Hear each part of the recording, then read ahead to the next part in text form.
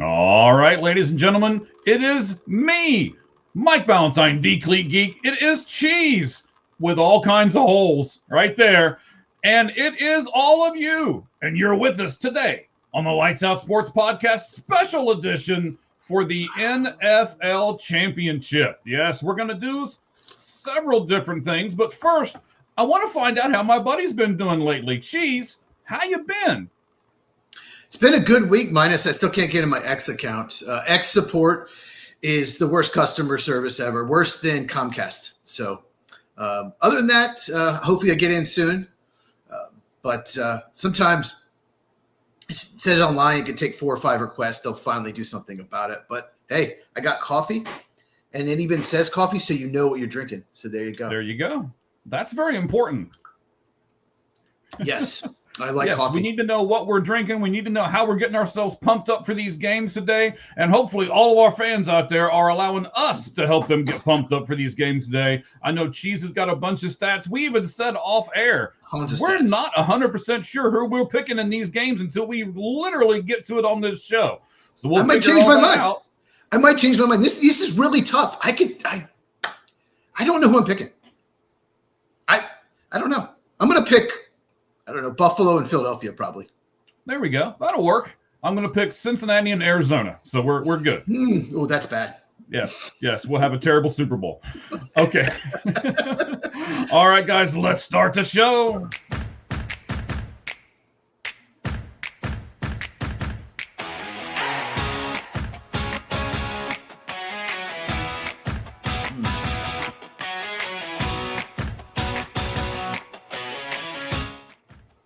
All right, guys. Hey, thank you guys very much for joining us.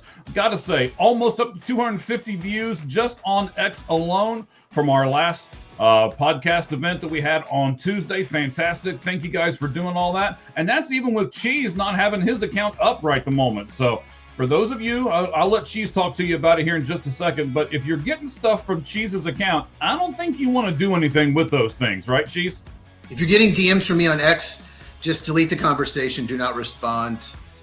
There's some guy posting crypto that has hacked my account, but I just keep doing tickets. Hopefully, eventually, I'll get it back. So we'll see.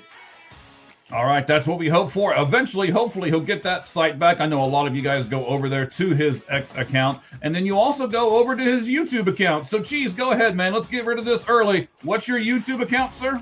I'll mention it multiple times. It's at Football with Cheese, CHEEZ. Go check it out. I just did a video on Indiana and then their Cinderella National Championship. I talked about Bills firing Sean McDermott and the Steelers hiring Mike McCarthy and why it's a terrible, terrible hire. Yeah, we'll get to that here in just a few moments because that's how we're going to start the show. We are going to start the show today with some of the coaching things that have happened, and then we're going to get into these two games. So I tell you what, it's a connection to me. It's a connection to you. So because it's a connection to each of us, let's start the show off right there with this hiring that's happened in just the last few hours. The Green Bay Packers have decided that former Arizona Cardinal head coach Jonathan Gannon is the best for their new defensive coordinator. So first of all, Cheese, why did they have to even hire a new defensive coordinator? What happened to the Packers' old defensive coordinator?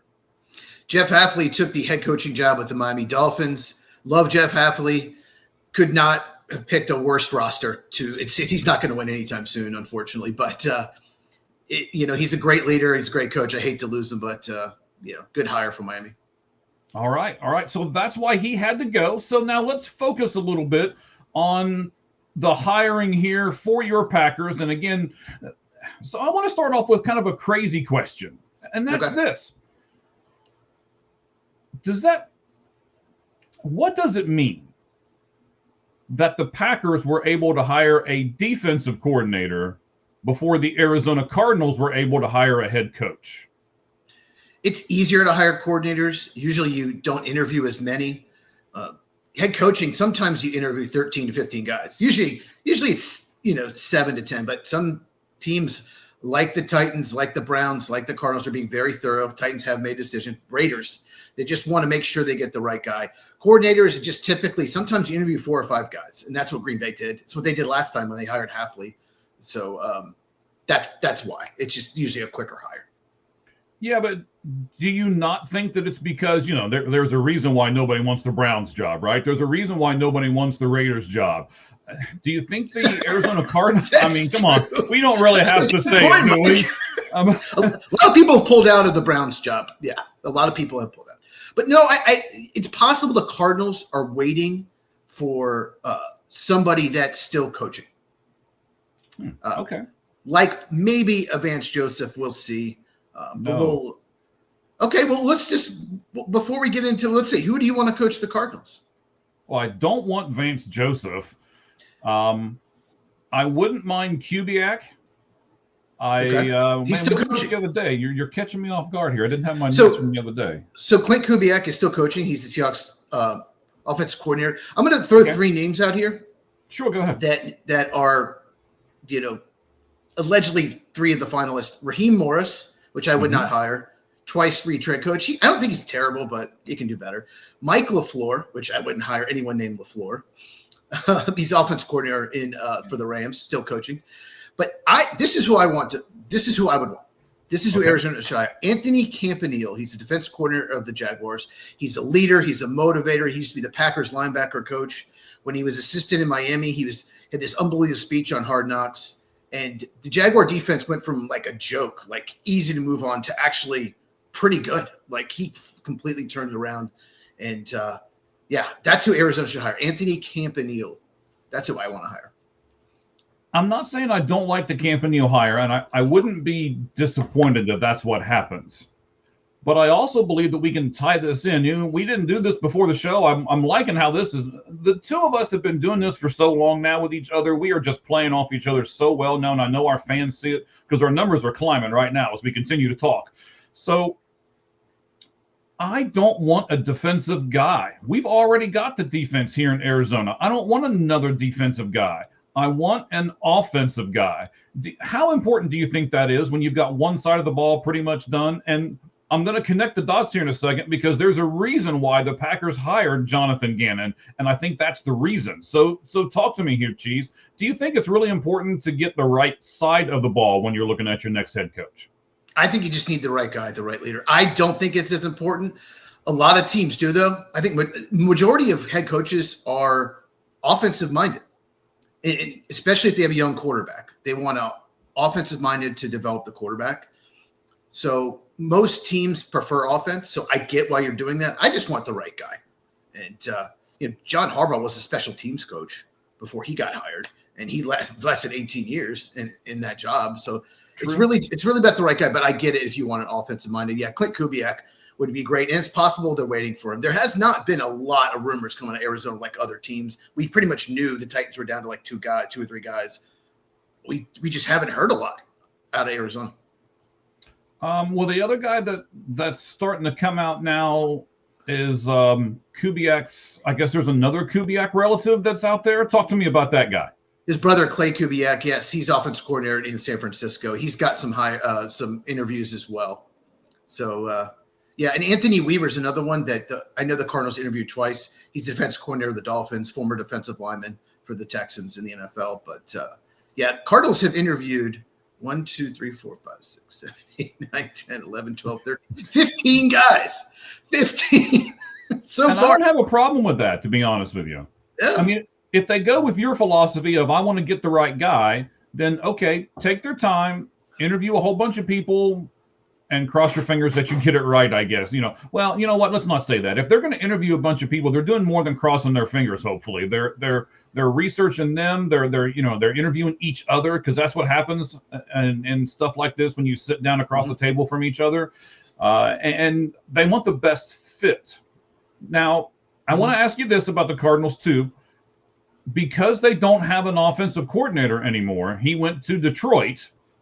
Does that make a difference when you're looking at offense and defensive head coaching? No, because nowadays when you get interviewed, they want to know who you're bringing in staff. Like Jeff Halfley, before the season ended, was calling around the league trying to say, would you be interested in coming to be my coordinators, my assistants? So they want to know in interviews now. Didn't used to be this way at all. They want to know who you bringing in as your assistants. Like Kevin Stefanski took the Atlanta job. They wanted to keep Ulbrich, their defense coordinator. The owner, Arthur Blank, wanted to keep him. So you had to be okay with that. And Stefanski was. But some people might not have been. So it's a very important decision, like who you're bringing in, what style do they run. And if you're an owner and they're like, I'm bringing this guy in, and you don't have the personnel for it, and you take 2 or 3 years, you say you're hiring a defensive coach and he wants to bring this offensive coordinator, doesn't a good fit. You're like, no, that's not a good fit. You might not get the head coaching job. So they call around and pretty much, have that plan in place when they do. Well, I'm sure they all have friends. I mean, we all have these coaching trees and stuff like that seem to be, working really well. I mean, look at the, we won't really get into it right at the moment, but if you need to go over on the X account for our conglomerate, which is All Gloves Off Sports Media, you can go over to All Gloves Off SM on X. And I have a stat up there with a picture of the Nick Saban tree. Yeah, just look at the Nick Saban tree. It's those roots and those branches are pretty impressive. So, Kyle Shanahan tree is pretty impressive too. It is. Yeah. You're 100% right. So let's go back, kind of focus on this for a moment. So Gannon, in his 3 years in Arizona, and this is why I think he got hired by the Packers. You can tell me if I'm right, wrong, indifferent, whatever your opinion is here, sir. But 3 years in Arizona, only 2 defensive teams gave up more points than did Arizona in those combined 3 years. Do you think that had something to do with the reason why he is now the Packers defensive coordinator? Yeah, and let's be honest, this. They don't have, this year maybe, more talent. They didn't have a ton of talent his first 2 years on the defensive side of the ball. So that's really impressive that he's able to do it. Hello. And I saw another stat. In his 3 years, they were first in EPA per play, which is expected points added, in the first 3 quarters. Fourth quarter, not so great, but could be the offense. Maybe it's the offense's fault, but the first 3 quarters, number 1. So his defense analytically is a lot better than you think. If you just look at yards per game, it's maybe not going to look as great, but he did the best of the personnel he had. And I think finally this past year, they finally had the personnel for him to run his defense, and they never got hurt. Yeah, I mean, so I get all that. We got some people asking us about the weather. So, I'm in Arizona. The weather that happens to the rest of you people does not affect me out here. Like, it's always sunny. We were like looking outside and it was raining a little. We were like, what is this crap coming from the sky? So let's get to some of these things, right? Here's our buddy Roger, who is with the Red Hot Reds podcast. Did you get any snow? I did not. Snow. How about you, Cheese? It's possible, but no, it didn't. No precipitation. It did rain yesterday, but it was still warm enough. But no snow. All right. So we're looking at different things. Here comes one of our other regulars, William. Here he's taking a break in Greenville, South Carolina, from the light snow and ice. Ice is much worse than snow, ladies and gentlemen. This was way less serious than forecast. Well, I'm glad for that, and thrilled that these guys are doing a show. Well, thank you. We appreciate that. We really do. We try to do some different things, and for all of you guys. And lastly, here, no, there's a reaon why I moved out here. When you get to Arizona, Roger, and one of these days, maybe you and Ricky will come out and do spring training and stuff with me. But there's a saying out here, and it's called, you don't shovel sunshine. So, yes, you can shovel snow all you want, sir. We are not shoveling any sunshine today. So love all you guys. Thank you for your comments. I see it keeps coming across. Which front office, Zay? Tell us who you're sick of. I'm guessing either Green Bay or Arizona. Those are the 2 teams we're talking about. Right. Probably one of those. But we don't know which one. Yes, I would be sick of both of those. No, I think Arizona. I think they had a good draft. I think they're going the right direction. They got to figure out quarterback. Ramen is freezing. Yeah. I have a long sleeve shirt on. I mean, what does that tell you? No, no. You did. No. Yeah, look. Yeah, Houston Astros. Look at that. Baseball. You love baseball, right? I love baseball, but here's the weird part. You're wearing the baseball shirt. I'm wearing the Cardinal football shirt. So, I think it's the first time since we've done this that both of us have not worn just like a plain tee or something like that, because that's what both of us seem to kind of wear. So, and Zay gives us some clarification for the Green Bay front office. I'm with you, Zay. I'm with you. I made many videos about that. I kind of disagree, but well, why do you I think disagree? Mike's got some questions. We're just about to talk about that. Yes, we are. So you're going to disagree. I'm gonna kind of take this first part here with the coaches and stuff, and then Cheese is really hyper focused on these games. So I'm gonna turn some things over to him, and we're gonna really play off each other on this show for the enjoyment of our fans out there. Again, that number just keeps growing and keeps growing. We appreciate it. We are on X at All Gloves Off SM. We will soon be back on Cheese's X once he gets it back from the hackers in Pakistan or wherever they're from. And then we are now, I want to throw this out there. If you are a Twitch person, we are now on Twitch as well. So we are on so many different platforms right at the moment, and it's all because of you. Let me rattle them off real fast, and then we'll get into this coaching stuff. So we're now on Twitch. We are now on Spotify. We're now on Apple Music. We're on X. We are on YouTube. And of course, Cheese, when they go over to our YouTube, what is it and what are they supposed to do, buddy? The YouTube is All Gloves Off Sports Media. Okay. And what you do is you hit subscribe button. It's really easy. It's free. I'm not going to charge you. And you hit the bell for notification, because you never know we do one of these shows. We could do an instant reaction. We could do a watch along. And if you're on YouTube, hit the button that looks like this. Thumbs up. Really helps out the channel.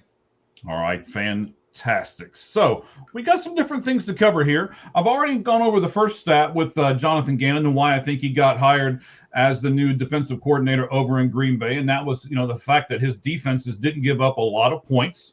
And then, Cheese, I'd like for you to help me out here, because I am not the big football guru that you are. And I think you'll be able to do this better than what I can. So what does it mean? Because this is a Jonathan Gannon thing. It's called a 3-high system. What is that, and why is it just a Jonathan Gannon thing, or is it not, and I'm just wrong? Toward the end of his tenure, Dom Capers ran something similar. Hey, hey, doing? That's friend father. So it's basically 3 safeties, and hello. He likes to play 3 safeties, and let me just tell the personnel. So he likes to do 3 down linemen, 2 edge rushers, like linebacker, defensive, and hybrids, 1 off-ball linebacker, 3 safeties, and 2 corners. Okay? That defense, it sounds like only 1 linebacker. Maybe it's not good for run defense. But when you have basically 5 down linemen, and then 3 safeties, one kind of plays the robber, they call it. Like Buda Baker played a lot of robber, where you can play back, up, you can be cover, you can play the slot, you can play the linebacker, you can play deep. Basically, versatile player. And you have 3 safeties, so it helps coverage because you have more defensive backs out there. Safeties cover better than linebackers. But it also helps the run defense because you start with 5 guys on the line of scrimmage, and he usually rushes 4. He doesn't blitz a ton. And 1 guy drops in coverage, and you don't know which one. So it's harder to double team. So this is going to be good for Micah Parsons, I think. Jeff Hafley ran more of a cover 3, 1 deep safety, 1 in the box, 3 corners. But the Packers have the personnel to do this because they have 3 safeties. They have Xavier McKinney, Evan Williams, and Javon Bullard, who probably be the robber most of the time because he can play the slot. So they have the personnel to do it. They do have to get a nose tackle, though. You have to – his system, you have to have, like Dalvin Tomlinson. He had Calais Campbell. He had Walter Nolan. You have to have better defensive linemen, and he did in Philadelphia. So they got to upgrade there. But, yeah, I think the system will work in Green Bay. He wasn't my first choice, wasn't my second choice, but he probably was my third choice. I would have preferred Christian Parker, who took the Cowboy job, or waiting for Jim Leonard. He's the passing game coordinator of the Broncos, but that's fine. So I'm okay with this hire, and he's got head coaching experience. And one more thing I want to say, some Packer fan messaged me and said, the play calling was terrible for Arizona. I watched a lot of the games. He didn't call the defensive. He didn't call him. Yeah, he didn't call him. So I was like, 100%. He didn't call him. So he did such a good job with Philadelphia. But you're 100% right. He didn't call the plays over here. Now, he had a big influence on the personnel that they brought in? And he had a really big influence on the defensive personnel as far as on his sideline and up in the booth and all of that. So Jonathan Gannon had his hand all over that defense. Just because he wasn't calling plays doesn't mean that he didn't have a big part in that. So I don't want people in Green Bay to think that whatsoever. I'm glad you said that they have the right personnel, but yet they do have to get one piece. Mm-hmm. So as the big draft analyst, is there somebody that's going to be coming up in the you knew this was coming, didn't you? Look, you're already smiling. I know. I have to go to my notes. I wasn't expecting this. Okay. Okay. But go ahead. Well, I'm just going to ask you. You go through your notes, and I'll ask the question. All right. I'll give you a few seconds to fish through them here. Oh, I got it. Is there a person who can fill that void that they need? And man, we are just getting a ton of comments. We'll get to all those here in just a second too. They also need to upgrade corner, I think, because I think the corners will have to play more press man. In cover 3, you drop. The corners would drop in more zone. So the corners will probably have to play more press man. That's why Will Johnson was such a good fit for his defense, their second-round pick out of Michigan. Dominique Orange from Iowa State, because Green Bay doesn't have a first Orange. Yes. Dominique Orange. They don't have a first-round pick, so I can't look at first-rounders, so I can't look at Caden McDonald's not going to be a Packer. Yeah, he won't be there. Dominique Orange, Iowa State, and Dante Corleone, Cincinnati, would fit as a nose tackle. Luckily, it's a pretty good nose tackle draft, but they've got to get someone in the middle of that defense. It's been a huge problem for years, probably since P.J. Raji left. So, and Kenny Clark was a good player. He was traded in the Micah Parsons deal. They haven't replaced him. So, they've got to get a nose tackle, and they need to upgrade cornerback as well. But for the most part, they do have the personnel to run his system. Now, I also want to tag this some for our Arizona Cardinals listeners, because I know there's a lot of people that listen to the Lights Out Sports podcast that are also Cardinals fans. So how important is it, Cheese, to get someone else to come in as the defensive person that runs the same system as when Jonathan Gannon has now left? How important is that? Because they've already got all the pieces, right? So why would they change? They drafted the last few years to fit Gannon's, like I said, Walter Nolan, Will Johnson, just like perfect fits. Budda Baker, they have the personnel, so they do need to get someone that runs a similar scheme. It's very important because there are times where teams, they hire a new coordinator and then it takes 2 drafts in free agencies to get the right personnel for it. And finally they do, but that takes 2 years where you're maybe not a contender. So it's very important to get someone who runs a similar scheme. Okay, so William, I do see your comment. Give me a minute. We'll talk about that more in a moment. But I want to ask Cheese this, because Zay brings this up. He says it just sounds like more off coverage and still big plays across the middle of the field. Agree or disagree, Cheese? Disagree. Jonathan Gannon's style is do not give up big plays. We're going to give you the underneath. It's a defense designed to limit the big plays. The problem with the middle of the field is Quay Walker. He's a free agent. They better not re-sign him. Jeff Hafley liked to have 2 linebackers on the field, Edgerrin Cooper and Quay Walker. And Quay Walker's horrible in coverage. He's terrible instincts, terrible technique. And that was the biggest problem in the middle field. With Jeff Hafley, you need a linebacker that can cover. In this system, I don't think it'll be as big a problem because you're going to have Edgerrin Cooper and a safety like Javon Bullard in the middle field and not Quay Walker. So I don't see that happening, but good point, Zach. All right, so we'll get to this one here. Hang in there. And you can kind of read that. It's not really sports related necessarily, but we still love each and every one of you. Thank you for all the comments. I will get to them here and post them up as we receive them, at least relatively close to when you type them all in. So William, we appreciate you. This is why I didn't want Jonathan Gannon gone yet. I thought he deserved another year or so. I know you didn't think that, and now all of a sudden he's the Green Bay Packers coordinator. This is kind of a unique situation for you and I doing this podcast together because of the way we felt. I'm going to be really, really upset if Jonathan Gannon goes to Green Bay and their defense with Micah Parsons and everybody else is all of a sudden like a top 10 defense. I'm going to be pissed. I'm going to tell you that right now. Oh, it should be a top 10 defense. It should be. And if he's healthy, he's got to come back healthy, Micah, obviously. Right, but I think I'm really going to be upset with this hire because I didn't want Jonathan Gannon to go, and now he's gone to a defense that's pretty close As you've already said, to having a lot of the personnel that he needs and things like that. And then Arizona went through and drafted a bunch of guys that are designed for his defense, yet they only gave him 3 years.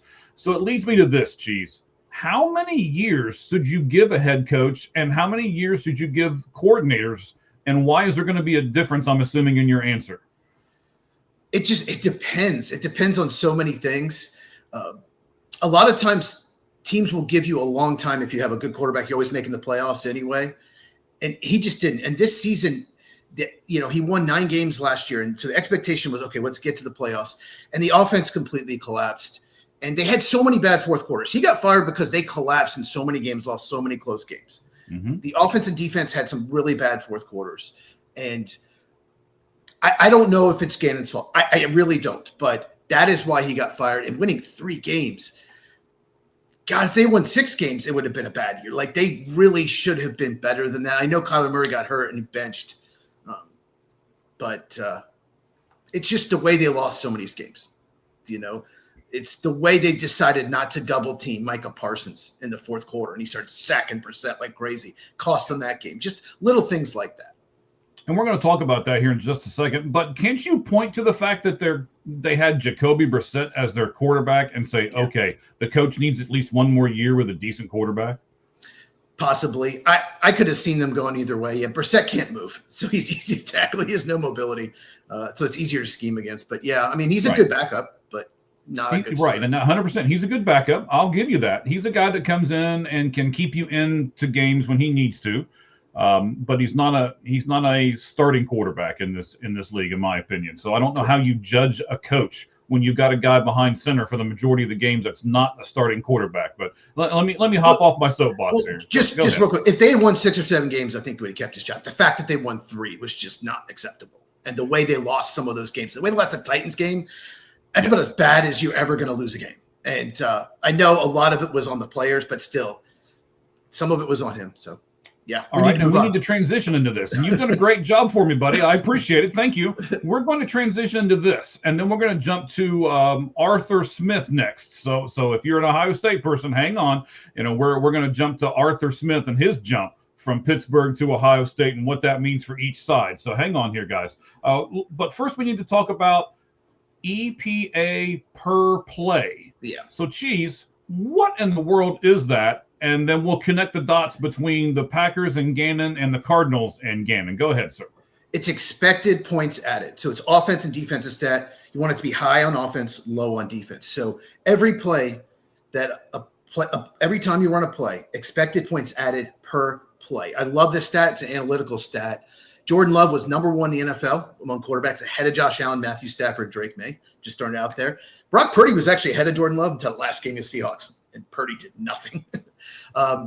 But Gannon, his defense is almost really high in this category. And after week 9, did you know this? Arizona had the 12th best defense in the NFL at that time, and they never got hurt. And they collapsed. So actually, in the middle of the year, Green Bay was 11th, Arizona was 12th. So that's run and passing game combined, EPA per play. So Arizona's defense is better than you think. I agree with you, and I'm about to kind of prove it to you, but I'm also about to say, okay, let me get to it. So this past season, the Cardinals were number 1 so it's expected play added or expected points added? What's the P stand for? Expected points added. Okay, so expected points added. So the Cardinals were number 1 in expected points added the last 3 years. Yeah. In the quarters 1, 2, and 3. And correct. Then, as you've already alluded to, in the fourth quarter, they dropped. Are you ready? They dropped from 1, ladies and gentlemen, to 27.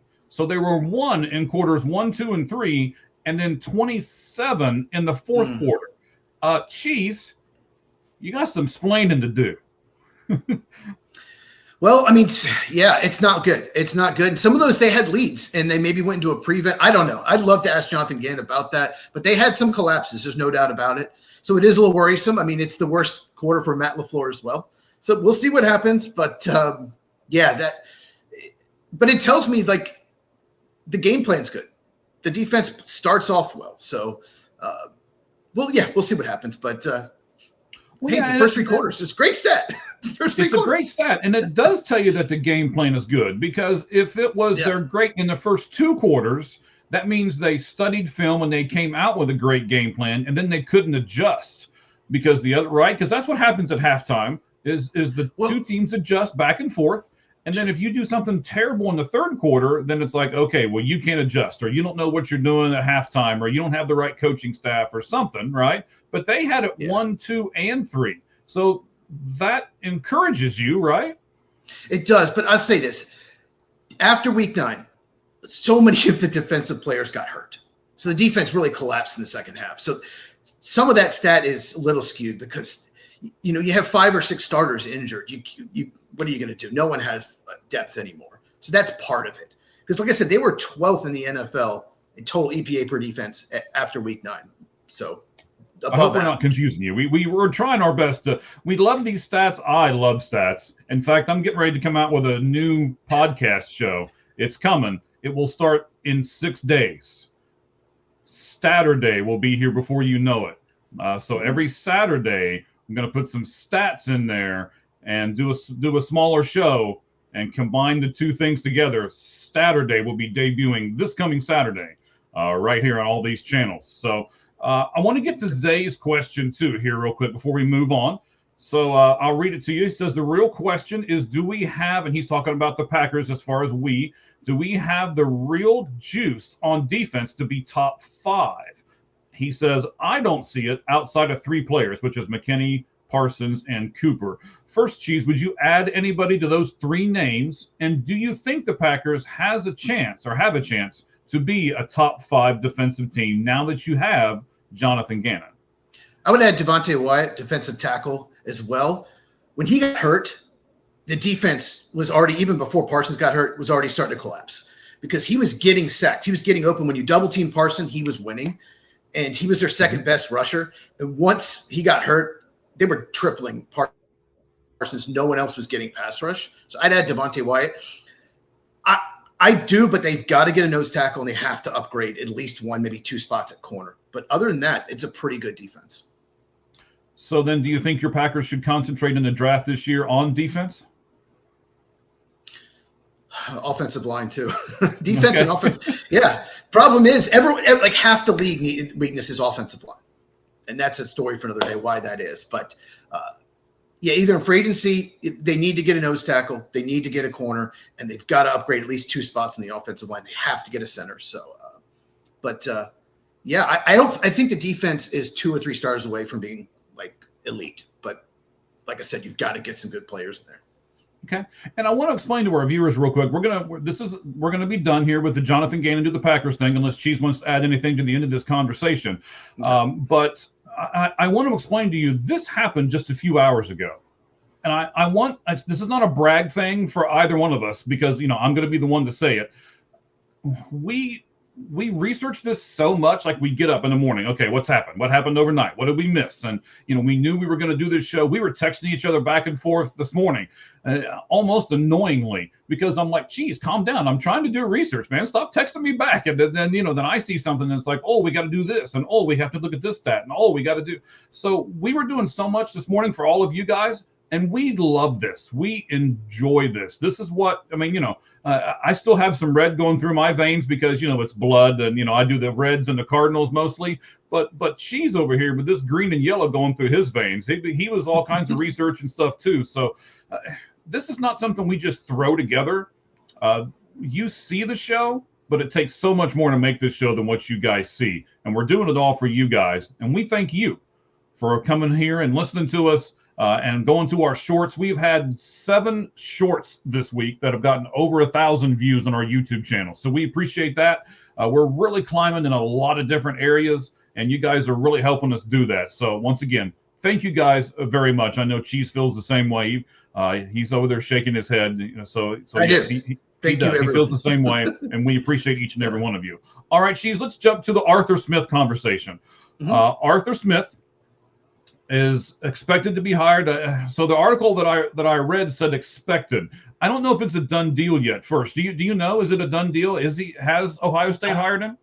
I have not seen it's a done deal, but that's expected. He interviewed for the Titans offensive coordinator job. He either decided not to take it, which I would probably want that job, but because you actually have the quarterback, or he just wasn't getting it, so he chose Ohio State. Okay. So if you guys don't know, Brian Hartline, who was there at Ohio State, has left to be the head coach of USF. So there's a vacant opening there. Mm-hmm. Smith, let's give you a little bit of background on Smith. He's the former Atlanta Falcons head coach. He was in the second season being the offensive coordinator in Pittsburgh. The Steelers did make the playoffs in both his seasons as the offensive coordinator. And of course, as most of you probably know by now, Mike Tomlin has stepped down. So now the Steelers, this is kind of what I want to focus on for a couple seconds, at least in the beginning of it. So now the Steelers need to bring in someone else for his old position. Cheese, the Steelers have a new coach, and now they'll have a new coordinator. If you're a fan of the team, are you okay with them just kind of wiping the slate clean and starting all over again, or do you want some continuity with your team? I think with them, I think they just need to start over. I mean, we'll talk about how bad their hire was, but Pittsburgh was just, mediocre, just average, 9 or 10 wins. It might just be good to get a whole new coaching staff in there because it just wasn't quite clicking. They were really inconsistent. Some games they look like a contender. Some games they look like you should pick in the top 10. It's just, so it's kind of a mess there. So it might be good just to get a whole new coaching staff. Okay. So, that's kind of the Pittsburgh angle. We will talk about Mike McCarthy here in just a moment. We will talk about that hire here in just a few minutes. So when you said, hey, I think I'd take the Tennessee job, I would have to disagree with you. And maybe it's my Ohio State fandom, within me that says this. But if I'm Arthur Smith, I get it that it's an NFL job and that you do have your quarterback, but you don't really have a whole lot else because even the running back Pollard is a free agent. So you're not sure what you're going to have over there. When you go to Ohio State, you've got Julian Sayin as your quarterback. You've got Jeremiah Smith as your number one and mega star receiver. And you've got a guy in Bo Jackson who really, really improved as the season went on last year. And you're just going to move forward with him. Why wouldn't you take the Ohio State job over the Tennessee Titan job? Okay, we'll talk about Ohio State first. So I don't actually love this hire. I get it. Look, they would have both their coordinators would be former head coaches in the NFL. That can only help recruiting. That can only help recruiting. That's not, I mean, that's a name. That's good. But, they had Chip Kelly before. They've had Jeff Hafley, so who's now the coach of the Dolphins. He was the defensive coordinator of Ohio State about 6 years ago. Excellent. Well, you taught me something new there today, buddy. I appreciate that. When they won the national title. So, yeah. But it's a weird fit because Arthur Smith loves to run 2 and 3 tight end sets. And as we know, Ohio State is wide receiver U. They've had 5 straight years of first-round pick wide receiver. It's about to be 6, Carnell Tate, and it's going to be 7 next year with Jeremiah Smith. 7 straight. So it's a wide receiver, driven offense. And he loves 12 and 13 personnel. He loves tight ends. But so it's maybe a strange fit. I know they play tight ends as well. Max Clare had a good year, but just little surprised about the fit. But the Titans, why I'd like that job, nowhere to go but up. The quarterback got better as the season went on. They're going to upgrade the O-line. They're going to upgrade receiver. They're going to upgrade tight end. The personnel wasn't great. It's only going to get better. So he'll look really smart. That's why I want that job. You're going to look smart in 2 years that offense is probably going to improve. So I really like how Cam Ward finished the season. That's why. But I get what you're saying. I mean, Ohio State, you're going to have as much talent offense as anybody in the country. Probably, Yeah, I do like how they finished the season. I'll give you that. And I will also take this moment. He may or may not be listening to this show right at the moment. He's a friend of the show. And I want to make sure we get him on here in the next couple of weeks because of the Titans and everything else that they're doing. It's Mr. First Down. He's on X a lot. Great content guy. I don't usually promote people who aren't in our spot, which is, all gloves off sports media. Mr. First Down, first of all, you need to come over to All Gloves Off Sports Media and join the rest of us. But I do want to have you on the show here in the next couple of weeks so that we can all talk about Tennessee Titans and what it means for everybody involved. While we're still on the Ohio State thing, though, so this is going to be, as you mentioned, the second NFL coach that Ryan Day has been able to bring over to Ohio State. His first one, Matt Patricia, I don't know if you know this or not, number one defense in the league. He only allowed 219.1 yards per game last season. So when you have success like that, do you like the fact that Ryan Day is kind of doubling down on the NFL success? Yeah, I mean, it's only going to help recruiting. They know what they're doing, and they run both run pro style offense and defense. And if you're a father of a kid, don't you want them to go to a school that runs? If their goal is the NFL, to runs that system, it's really tough. Yes. It's really tough to evaluate. And I love Tennessee. I'm a Tennessee fan. It's so hard to evaluate those players. Ole Miss, same thing. Now it's going to be LSU. That style is so tough because NFL teams don't run it. So when they run, it helps your kid get drafted. Okay, look, they are successful in NFL schemes. So it can only help you when it comes to NFL draft. Right. So I'm glad you brought that up because, yes, I do want my guys, I want my kid in an NFL pro system already. And just from a draft analyst standpoint, as you are with your channel Football with Cheese, is it easier to evaluate people who are already in a pro style like what Ohio State runs and what they're probably going to run now on offense? Absolutely. Absolutely. It's so much easier because they work in the system. And there are a lot of, NFL teams that run similar system to Arthur Smith. There are a lot of defenses run similar system, Matt Patricia. And if you run that same system and this person is incredible player in that system, then the transition will be easy. You're going to get a lot of contribution from that rookie. Okay.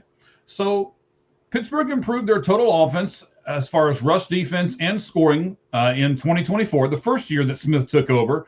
They ranked 11th in rush, and the Steelers added multiple pieces to their offense, and then they went ahead of schedule, went and got Aaron Rodgers, of course. Pittsburgh finished this season 15th in the NFL in points per game. They only allowed 23.4 points per game.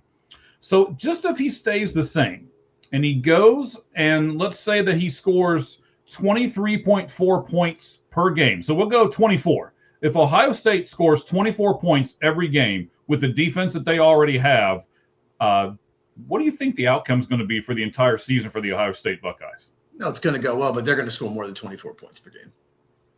They're going to score more than that. But the people returning, with all the personnel they got returning, they're going to score a lot more points than that. Okay. Absolutely. It's great for Bo Jackson because, like I said, he likes to run the ball, likes the 2 tight end sets. And I'll say this about Arthur Smith. Mm-hmm. Can you imagine if they hadn't traded George Pickens? Like Aaron Rodgers and George Pickens were like made for each other. He's the type of receiver that works so well with Aaron Rodgers. And then they trade him to the Cowboys and he has this monster year. My God, that really hurt the Steelers not having a weapon besides DK Metcalf. And man, who knows what would have happened? Okay, they got a 3rd round pick. Oh, big whoop coming up. Yeah. All right. So let's see here. Let's jump to another coach real fast. And, you're going to have to help me with time because we do have to get to these 2 games. Yeah. And, I'm sure you're watching all the preview stuff on some of those other terrible networks that do a much less job than what we're doing. Let's go with Mike McDaniel for a moment. Yes. So I think he was like the most sought after offensive coordinator candidate, but he chose the Chargers over the Lions and even possibly the Buccaneers, Eagles, and Titans. Do you like this hire for the Chargers, Mike McDaniel and Charger Blue? Oh, God, I love it. I made a video on it. If you go to my channel, at Football with Cheese, CAGZ, I broke it down, but I'll just be quick here. I do. He has never, he had Tua, okay? He's never really had a good offensive line there, and he's never had the receiving depth. He's never had a tight end like Oronde Gadsden. And Justin Herbert, big upgrade over Tua. They do need to fix the interior offensive line, but this is such a great hire, and he'll fit their personnel perfectly. I get why he chose the Chargers because their offense underachieved, mainly because of the offensive line. But you go to the Lions and Buccaneers, they already have great offenses. You're not going to necessarily look better. Okay, yeah, We already had good offenses, but the Chargers didn't. It should have been better. And he'll go over there. He'll look like a genius, and he'll be one of the most sought-after head coaches in next year's cycle. He got 4 head coaching interviews this year after being fired by a meeting. Buffalo wanted to talk to him. So that tells you all you need to know. I think he's a great coach. And he commits to the run, too. He's been a run game corner. He's very good play designer in the running game. So Marion Hampton is like, heck yeah. Right.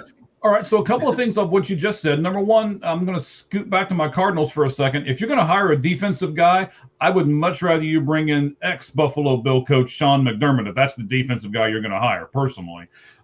Secondly, you brought up the fact that, Mike McDaniel, probably one of the better offensive gurus in football right at the moment, and I would certainly agree. And for those of you who are Bengals fans, like I am as well, all you have to know is that they didn't even try to bring him in for their offensive coordinator spot. That would have been perfect. You put those receivers and that talented quarterback out there and give Mike McDaniel the book and say, here, just make it happen. I mean, what a team they really could have constructed for only, a few million. I don't know what Mike McDaniel got paid. Do you know what Mike McDaniel got paid? I didn't see it really publicized. I didn't. I'll say one more thing about Mike McDaniel. Mm-hmm. He had an offense before they got Devon Achane. He had an offense a few years back. They won 11 games where he had Tyreek Hill and Jalen Waddle. All right. And designed the offense around that. We're going to get rid of it quick. Tua led the league in the quickest, less than 2 seconds, he was getting the ball out, or just over 2 seconds. We're going to get the ball in the playmakers' hands, Tyreek Hill and Waddle, and that's our offense. And it worked. They got to the playoffs. And Tyreek Hill gets hurt this year. And they can't do that. So he designed an offense around Devon Achane. And he won 7 games doing it. Some games, Achane just went off. And so he will adjust to whatever personnel he has based on injuries or the situation. And that is why he's such a good offensive coordinator. All right. So I want to jump to Tennessee here for a moment because great Mike Macdonald stuff. They can get more over on your channel. And what is that one more time, sir? It's at Football with Cheese, CHEEZ, and make sure you subscribe. Hit the bell for notification. Absolutely. He does a fantastic video. It's over on our Twitter as well. It's linked there, so you can get to it either way, but it will take you right to that YouTube page where Cheese does a great job of breaking that down even further. It's about a 10-minute or so video on that. So, look at it between one of these one of the timeouts, or look at it during the 2-minute warning, or look at it during halftime of one of these 2 great games that we're about to talk about here on Sunday.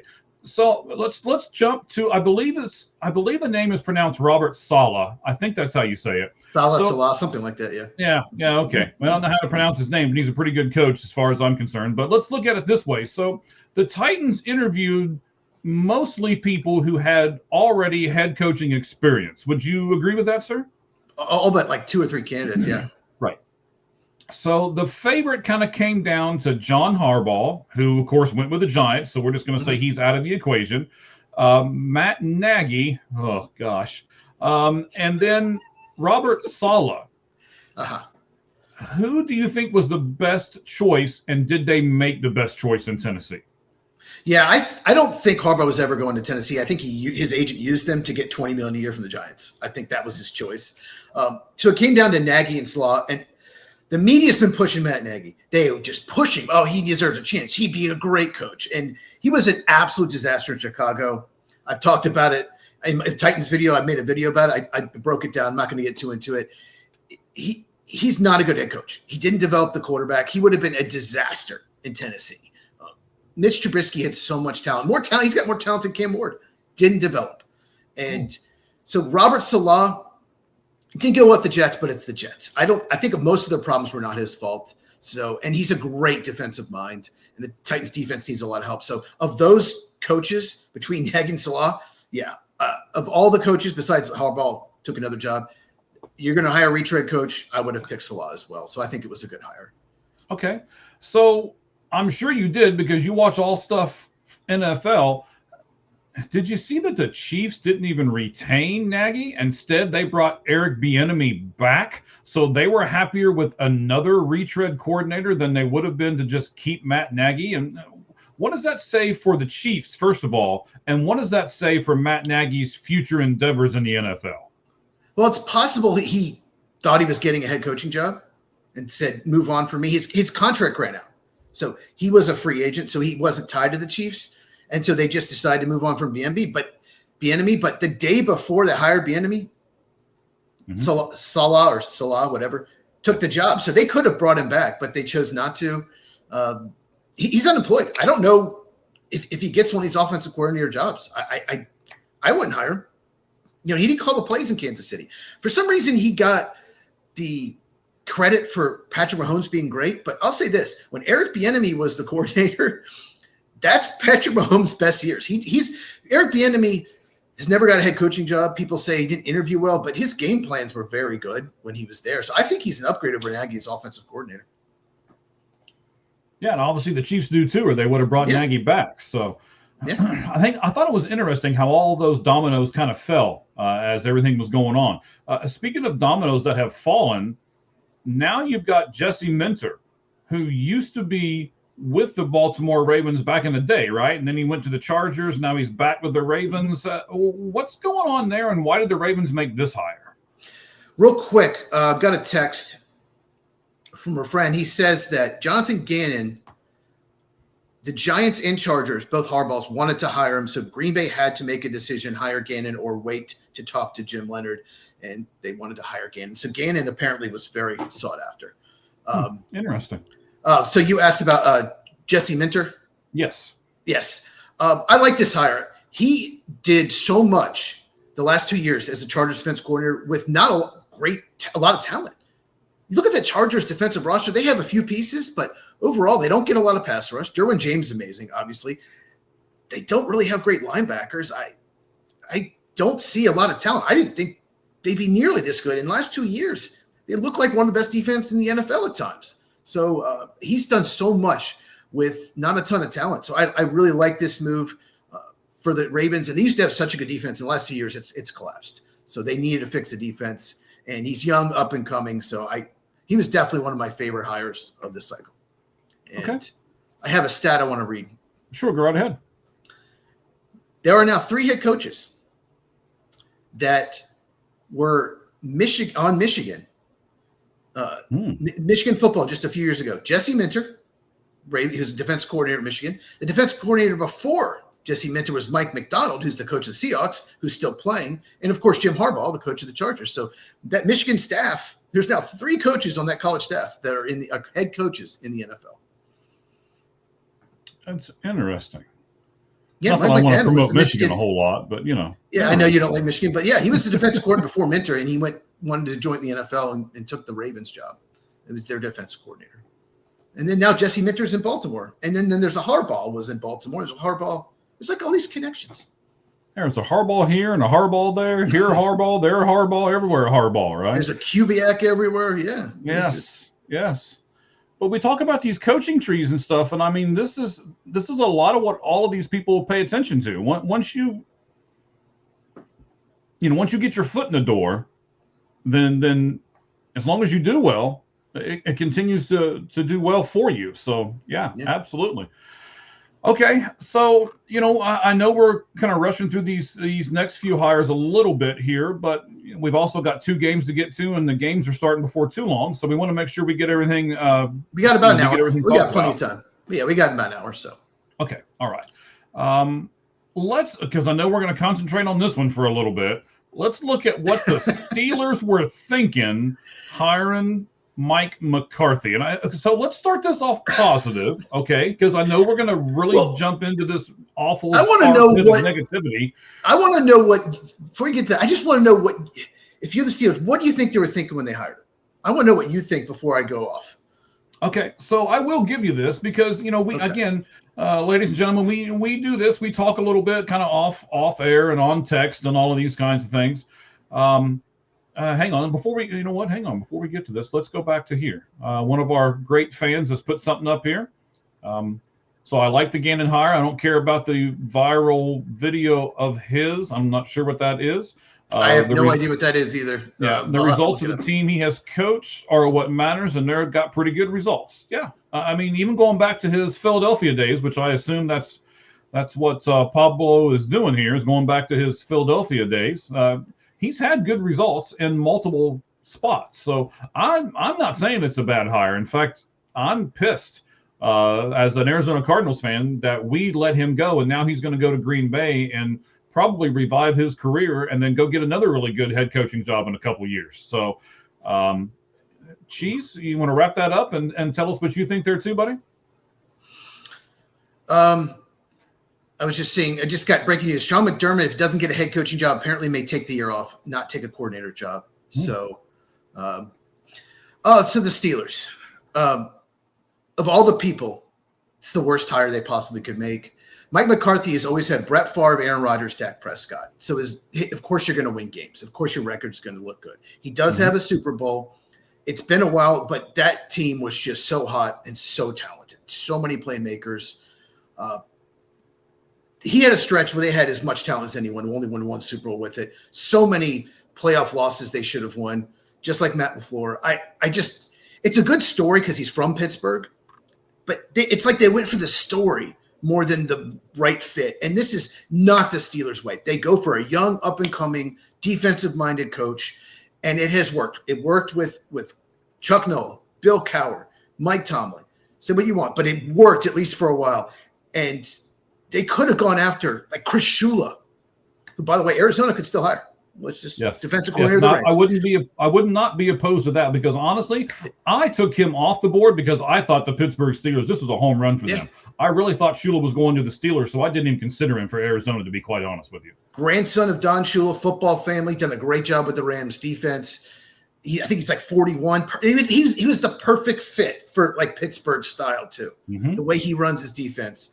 But I am shocked, and the fans are livid. The fans are basically comparing to Mike Tomlin. We just basically got another Mike Tomlin who's 62 years old. And when I think of Mike McCarthy, Packers and Cowboys, I think of playoff games they should have won that he lost. I think that's what I think of when I think of Mike McCarthy. All right, so I can't wait to do this because I got some notes in front of me. So the Pittsburgh Steelers have now become the Dallas Cowboys. They're going to, because here's the deal, right? Bill Cowher, well, let's go back to Chuck Noll. Chuck Noll, when he was hired by the Pittsburgh Steelers, was 37 years old. Bill Cowher, when he was hired by the Pittsburgh Steelers, 34 years old. Mike Tomlin, when he was hired, also 34. Mike McCarthy, as you just said, 62. They're going in a different direction, and some may say the wrong direction. But let me tell you why they're doing it, and it has nothing to do with football. Just like Jerry Jones and the Dallas Cowboys and how they run their organization, yes, I'm about to say it, has nothing to do with football. They went for the story. Oh, Mike McCarthy is a Pittsburgh native. And here's the thing.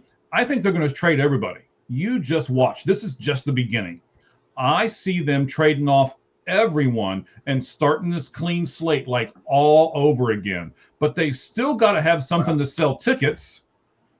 You can't become the Cleveland Browns and just nobody wants to come to the stadium. Or if they do, they have bags over their heads, right? You can't do that. So you've got to give the fans something. We're going to trade away all of our really good players. We're going to start completely over again, but please don't bail on us. We brought in your hometown hero, Mike McCarthy, right? And I literally think that's what Pittsburgh's doing right now. You're going to see them trade away everyone and just pile up draft picks. But, Cheese, to be fair to the Pittsburgh Steelers, we've been saying this almost ever since we've started this show, and it's over a year, by the way. I had to go back and look and research and be like, wow, the two of us have been doing this for more than a year now. We've been saying this. Pittsburgh needs to do something like this. And now I think you're going to say this is terrible for Pittsburgh, but I'm going to stay on my same course and say, no, I don't think it's terrible for Pittsburgh. They've got to give their fans something. Here's Mike McCarthy. I'm not sure if that's the greatest something or not, but they got to give them something, right? They still got to come out and sell tickets, and they're just going to – now, they have to do what the rest of this story is. They have to sell off everybody. They have to bid farewell to everybody, and then they have to sell it to their fans as we've got to start over because this mediocrity that we've been in the last few years has not worked. So here's what we're going to do, and here's how we're going to do it. If they sell it that way, Cheese, do you think Pittsburgh's going to rebound from where they are right now, which is probably getting ready to burn that stadium to the ground? No. Oh, No. This is not. I talked about this in the video. Maybe deep down they want to lose because next year's quarterback class should be amazing. 2027. Yes. We'll see if they trade down and get more picks till next year. We'll see what happens. But no, I don't think it's going to go well. I think their defense has some pieces, but overall wasn't a good defense. They have one weapon in DK Metcalf. The offensive line wasn't good. Tomlin's a better coach than McCarthy, in my opinion. So they won't win as many. I think they're going to win 6 or 7 games. Well, I'm about to decide. I don't know who's going to be quarterback. Comparison. So I'm telling you, Aaron Rodgers not coming back. He was so ready for McCarthy to be gone. People are saying, "Oh, Rodgers, McCarthy." No. They're not. They're not. You don't think so? Rodgers. No. So, I mean, you're the Packer guy. Was there that much discontent between the two of them at the end of their relationship? The last few years, Rodgers would noticeably pissed on the sidelines about the play calling. They were not on the same page. You could see them. There was a disconnect. Well, he was that way in the playoff game in Pittsburgh. I mean, that's the thing with Rodgers. I don't know if it's a good thing or a bad thing, but Rodgers has always worn his emotions on his sleeve.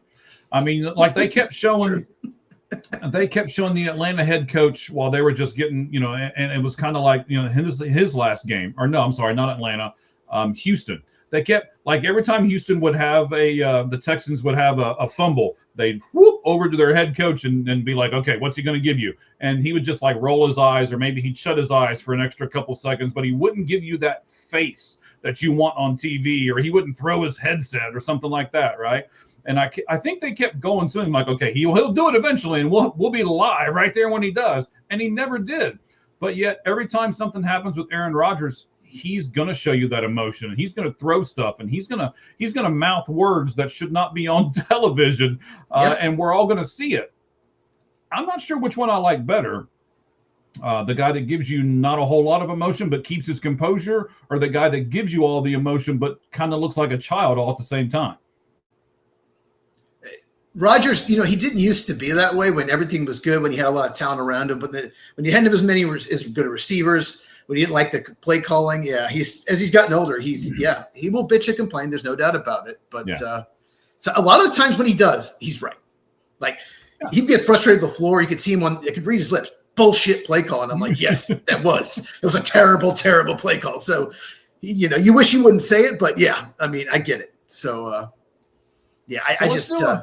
well, real quick, I got a stat. Yeah, go for it. Okay, have you heard this? Now, let me know if you've heard about this. Okay. Mike McDaniel and Jesse Minter withdrew consideration for the Browns job. Yes. Okay. We're like, okay, I get it, the Browns. But here is this is according to Tom Pelissero. The Browns are reportedly a data-driven operation. They have Andrew Berry as their GM, Harvard grad. He's terrible. They're requiring head coaching candidates to complete questionnaires, a multi-part essay, a personality test, and additional homework. Are you kidding me? Have you heard that?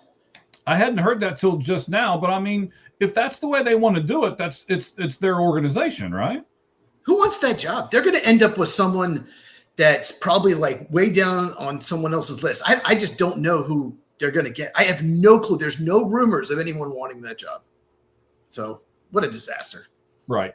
I tell you what, let's stick with the Mike McCarthy, Mike Tomlin thing. Let's look at a side-by-side comparison of their career for a moment.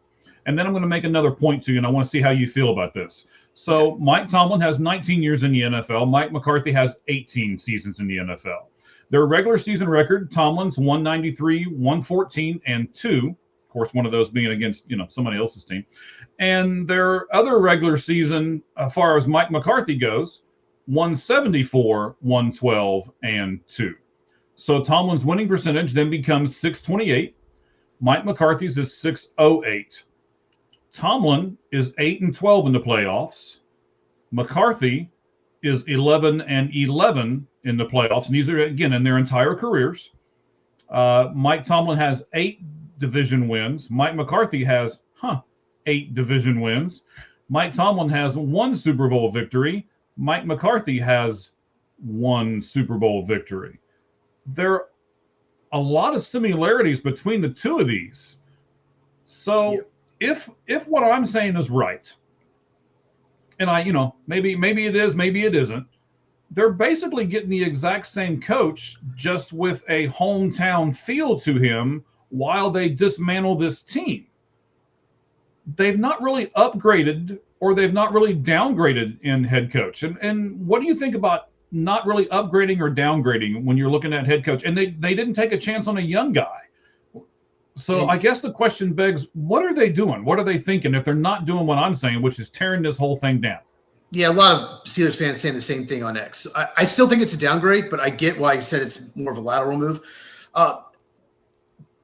Possibly they know they're not going to be good for the next couple of years, so they didn't want to bring in a coach that's going to fail, and they just went with a retread Pittsburgh native, and they can say, oh, yeah, it's a good fit, whatever. So it's possible that they're just getting him for a couple of years, knowing it's going to rebuild, and then when they're ready to compete, we'll just go after some hot young coordinator. I don't know. I hope that's the case, because otherwise they just pissed off most of their fan base. Yeah, I agree with, I think this is one of those moves where they need to announce like several things that are going on. This is not just, hey, we want you to love Mike McCarthy and here he is. There's got to be some other things they're planning with this, or at least I hope there is. And they need to sell it as a package, not just as a Mike McCarthy hire.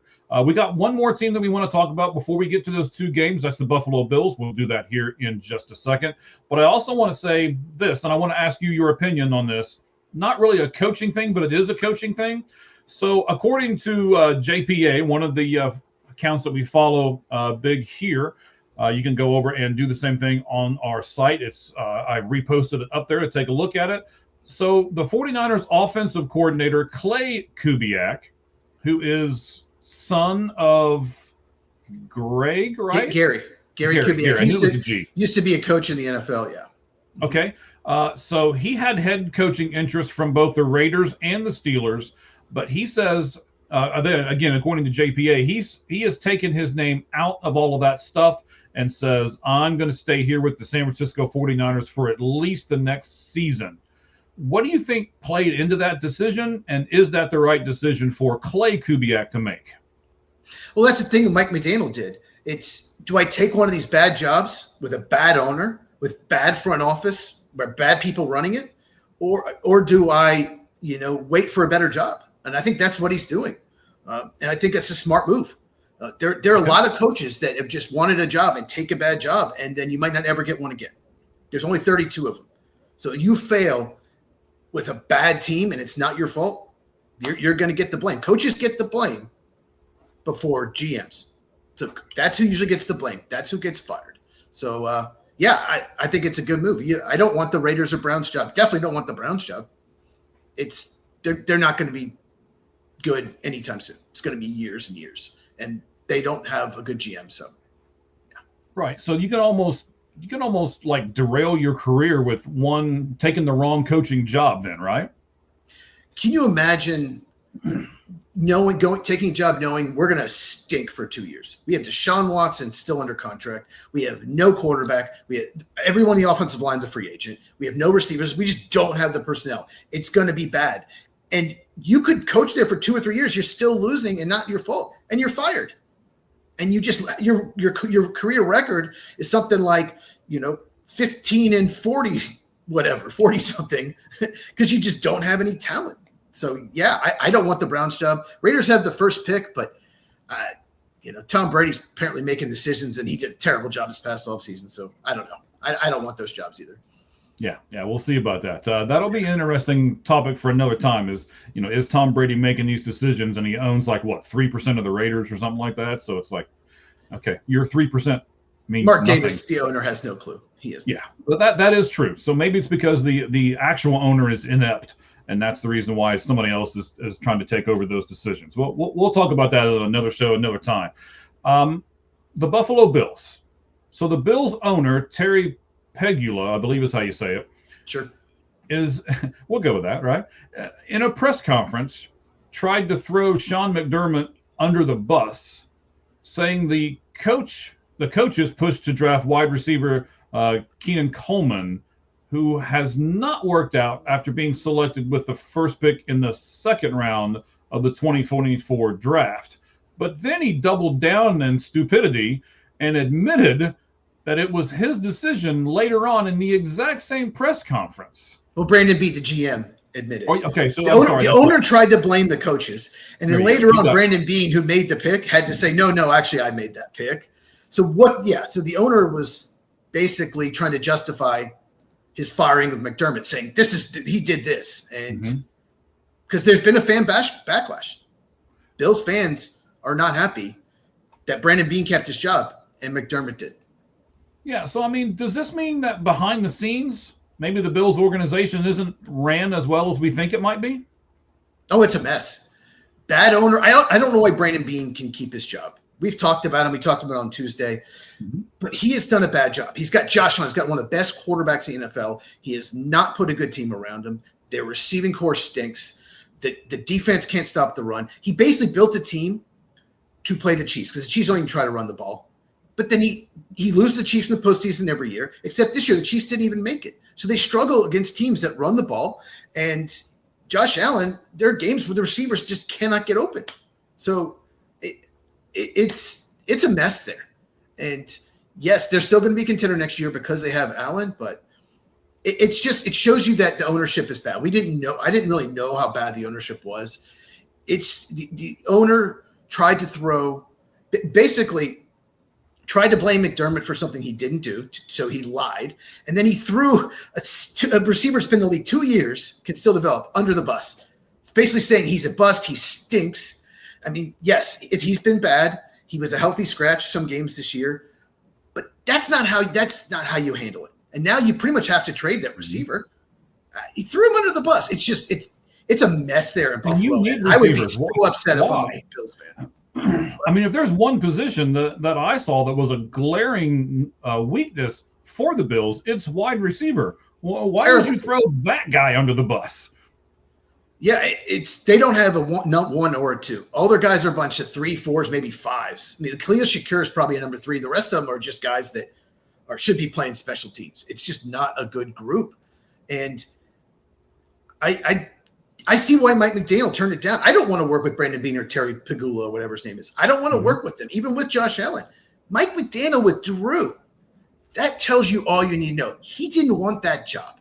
He thinks he can find a better job next year. What do you think about that? Well, I mean, it's not even like Mike McDaniel was tops on the list. I mean, Mike McDaniel was a fired head coach from Miami. Whether you think it was his fault or not, it's kind of irrelevant right at the moment in this discussion. I don't think Mike McDaniel was the number 1 guy on anybody's list. Now, I don't think he was way down to beyond 10. But so Mike McDaniel is a middle of the road kind of guy. And this middle of the road guy said to your organization, no, thank you. Yeah. I think they're going to hire either Joe Brady or Phillip Rivers. I saw that yesterday. I was going to bring that up at the end where Phillip Rivers interviewed for this. Phil, I mean, I know you came back, and I know you probably the starting quarterback of the Colts. He's the starter of the Colts, right?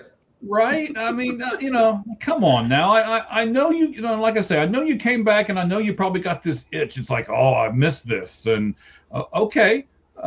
You might want to rethink your path here because you may be another few years and done. So.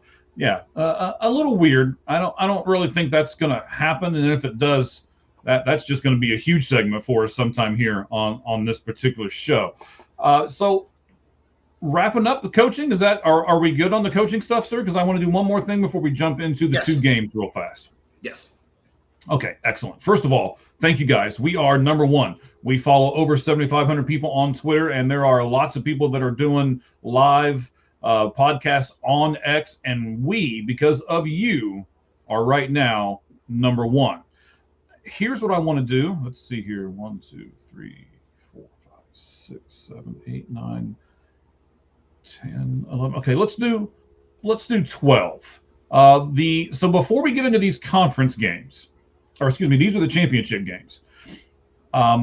Let me tell you the last 12 teams and how long it's been since they made the conference championship, which were the games that happened last week.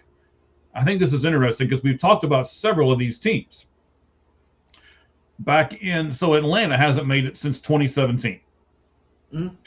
Arizona, 2016.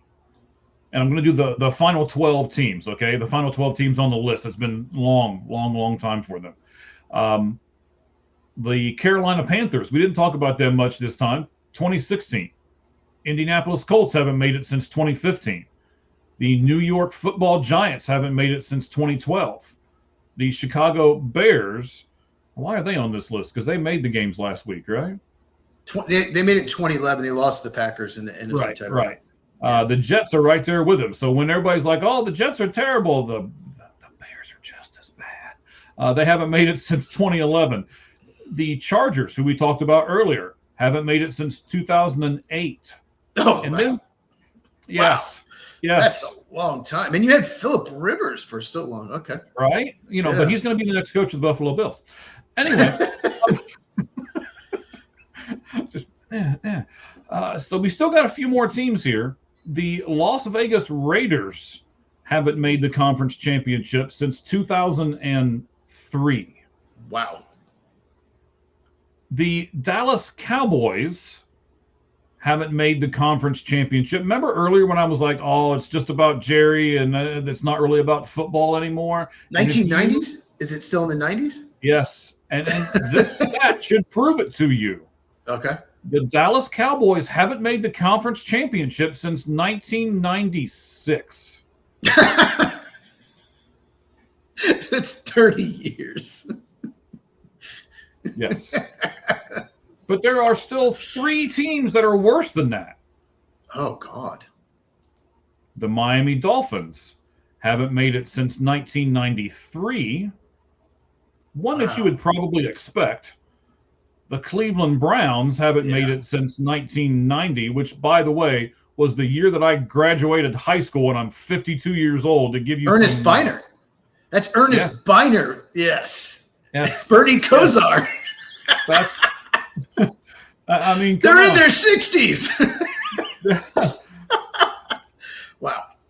Anyway, thanks for making me feel even older than I was trying to make myself feel. I appreciate it. And then there's a team that has never been to the conference championship. Do you know which team it is by chance, Chiefs? I know Detroit has. I know the Jaguars have.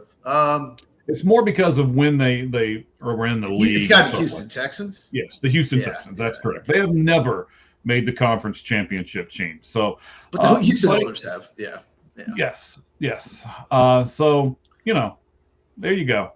Just some stats on how terrible some teams have been for quite a long time. And football or Reggie, I'm just going to leave it there, right? Reggie, I love you, but you and your son can't say a whole lot of positive things about your Dallas Cowboys, knowing that they haven't made the conference championship since 1996. And they've had number 1 and number 2 seeds going into the playoffs a lot of years, some of those years. They had a great offense this year. We have said this. I keep saying it over and over and over again. And I say it not because I want to knock the Cowboys. I say it because Jerry Jones needs to give up and go home. Go to the retirement center and just, stare at nurses' butts for the rest of your life, which is probably not going to be very long. That's where you went. Yes, that's where I went. Get out of football. We understand you've got just as much money as the guy for the New York Mets does in baseball, and you guys are the same kind of thing, but both teams are pretty much the same way. They go out and get a lot of really good players, and then they don't do nothing with them. Yeah. I mean, the Mets have Juan Soto right now. He's not a Star Wars character. They have Juan Soto right now, and the Dallas Cowboys have one of the better offenses in the league. They had 2 great receivers that were over 1,000 yards apiece. They had a 4,000-yard quarterback and a 1,000-yard running back, and they weren't even close to the playoffs. They won 7 games. What are you doing? But now we don't want to focus on the bad. Let's turn it and focus on the good. Cheese, which game do you want to start with? New England and Denver or Seattle and LA? Which game do you want to start with, buddy? All right, we got 30 minutes. Let's go Patriots at Broncos. Okay. The Patriots are favored by 4.5. We'll get back to that. It's the largest road favorite in AFC Championship history. It actually opened at 5.5, but the spread has moved to 4.5, so more people are betting Denver. The Patriots are 0-4 in the playoffs in Denver and 0-2 in AFC title games. A lot of those were Tom Brady. A big story here. I wonder if John Elway might have been involved. We'll see. Anyway, a big story here is Bo Nix, the quarterback for the Broncos, is out for this season with an injured ankle. And backup Jarrett Stidham will start at quarterback. That's why the Patriots are favored by so much. Besides Nix, running back J.K. Dobbins is out. And I just saw that Troy Franklin, their number 3 receiver, is also out. He is inactive. He could not go. For the Patriots, their sack leader Harold Landry is out. Cornerback Carlton Davis is coming off a concussion, but he is expected to play. So let's go back to Stidham, okay? He was a 4th-round pick by the Patriots. Now he plays for Denver, out of Auburn. He's played for the Raiders as well. I remember when he came out. So I watched him a lot at Auburn. You know, I was living in Tennessee at the time, watched a lot of SEC football, obviously. And he had this really good sophomore year and beat Alabama. It looked like he might be a first, maybe 2nd-round pick. And then his junior year, not nearly as good. Completion percentage went way down. He just didn't look as confident, as poised. And I honestly thought he was 7th round undrafted. That's kind of the grade I had on him. Maybe a power practice squad quarterback. Goes in the 4th round. He's, as a prospect, I remember he's, you know, decent arm, not great arm. Decent athleticism, not great. Just pretty good in short intermediate throws. Does not have accuracy down the field. Not a great deep ball. So all those factors lead to backup. He just doesn't have the tools to be a starter. And he's, you know, started, I believe, 4 games, 1-3, 8 touchdowns, 8 interceptions. So not ideal. He played 2 seasons in New England, 1 with the Raiders, 3 with the Broncos. So what do you expect? He's not thrown. Sorry, one more thing. He's not thrown a pass in the last 2 years. Mike, what do you expect from Jarrett Stidham today? Well, I'll give you a couple more things, right? Stidham, for his last 4 games, he's 1-3, but you know those have been in a 6-year time span, right? He is, you know, and for everybody out there, I want to make sure Cheese gets all the credit for this stuff. A lot of what we're talking about right now was Cheese's stuff. I'm just regurgitating what Cheese has put in our notes here. Okay, so something else that he didn't say, he's completed only 59.4% of his passes, 8 touchdowns, 8 interceptions, and his pitiful quarterback rating over that time span, 78.3. So now let me get to your question, because I wanted to throw some of those negative type stuff out there real fast. What do I expect from Stidham? You're probably going to be shocked at this. I expect him to have a good game. Okay. Not a great game. He's still a good quarterback. That offense isn't really tailored to anybody as far as I'm concerned, because Bo Nix, it's not like Bo Nix throws, 50-yard bombs all the time, or it's not like Bo Nix does this really well or that really well. Bo Nix is one of those quarterbacks that does these 4 things average or a tick above average, and we just go back and forth between these 4 things that he does really well, and we keep the defense guessing as to what in the world we're going to do. There's a lot of, like let's say the tush push, for example. There's a lot of times where when the Eagles line up and they've got a 4th and 1, we all know what's coming. So does the other team. In Denver's case, I believe, we're not real sure what's coming with Bo Nix behind center, because he does a lot of stuff a little above average. And I think Jason will come right in and do the same thing at quarterback today for the Denver Broncos. Okay. I'll talk about this when we do our predictions. I'm not as confident as you, but Sean Payton has done a good job with backups in the past, and so he had a week. We'll see what his game plan is. The last time a backup quarterback won a title game was in 2018 when Nick Foles, the Eagles, beat the Vikings and then beat the Patriots in the Super Bowl, and he was named MVP of the Super Bowl, a backup quarterback. Do you think it's possible that Stidham could have the same outcome? I'm going to say yes, but I'm also going to say wait a few minutes till we get to our predictions, and I'll give you more of a reason why at that point. But for the time being, we'll keep people around. Yes. Okay. I disagree. All right. So I expect Sean Payton to run the ball. And I expect him to a lot of short throws, a lot of easy throws just to get, especially early on. What would your game plan be if you're Sean Payton? I agree with that. He's probably gonna do RJ Harvey more, because I don't believe Dobbins is going to be in this game, right? Yeah, he's out. So RJ Harvey will be the running back one. Yeah, that I'm telling you, I think Dobbins being out is just as bad as Bo Nix being out. To be honest with you, yeah, that's really bad for Denver as well. But yeah, I RJ agree Harvey's with a you. rookie. He's had some good games, some not so good games. He's not the best at picking up blitzes. Dobbins is a veteran, and I'd much rather. I think they would have featured him more if he was healthy. It's definitely going to be a different game plan. And I think it's going to be something very specific. But like I said, I'll kind of get to more of that in the prediction that we'll do in a moment. So I know you also want to talk about the turnovers and stuff in the NFL games this season. We have to, because I said last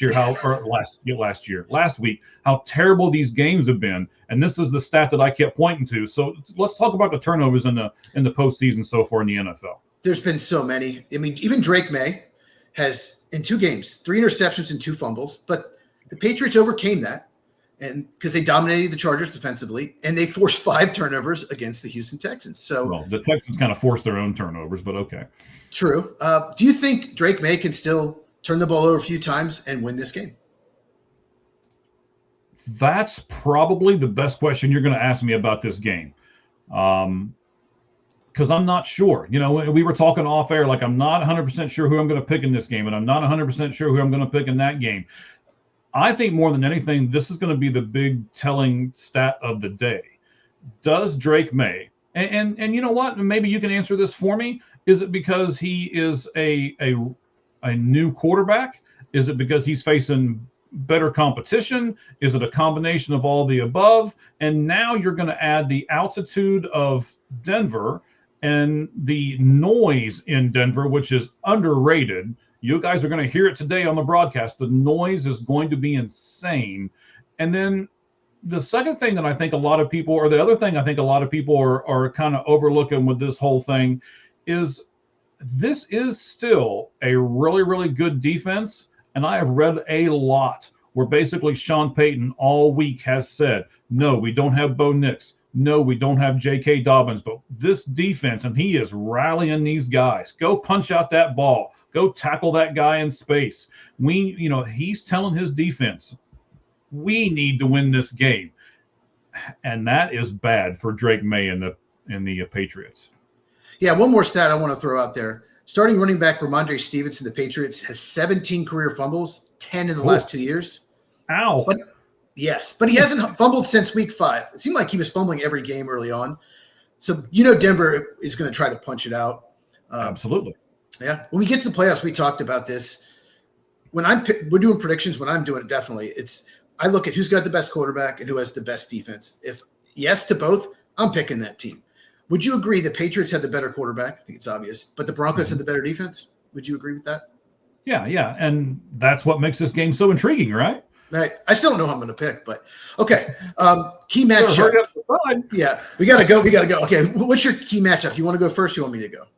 No, go ahead and go first, because I don't really have a key matchup per se, but I know you do. So go ahead. Okay. So rookies, Will Campbell and Jared Wilson are the left tackle and left guard of New England. Okay. First, the Broncos pass rush had 68 sacks. Those guys really have to play well, or they're going to have to give them some help, because both have struggled in these 2 games in the playoffs. So that is potential disaster for New England. What about you?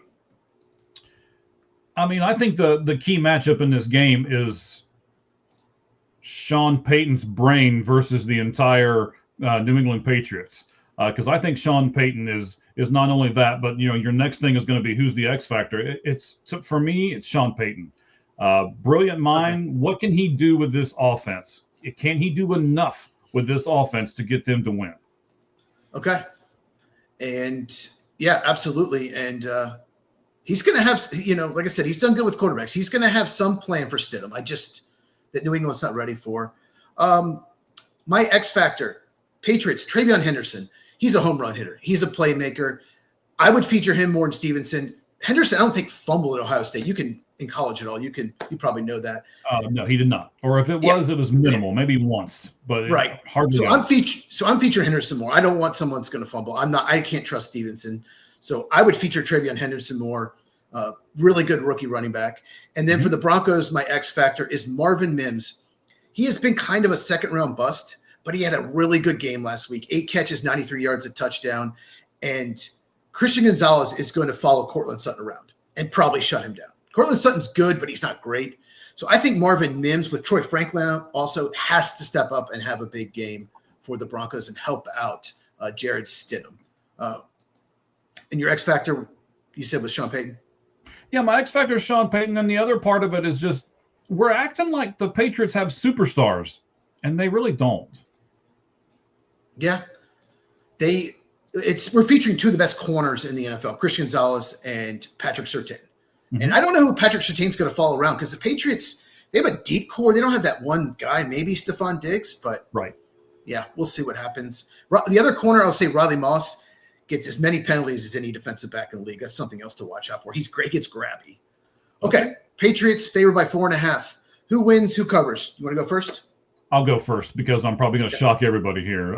Sean Payton has established a strong track record with backup quarterbacks going 12-8 when forced to turn to them during injury like in a game.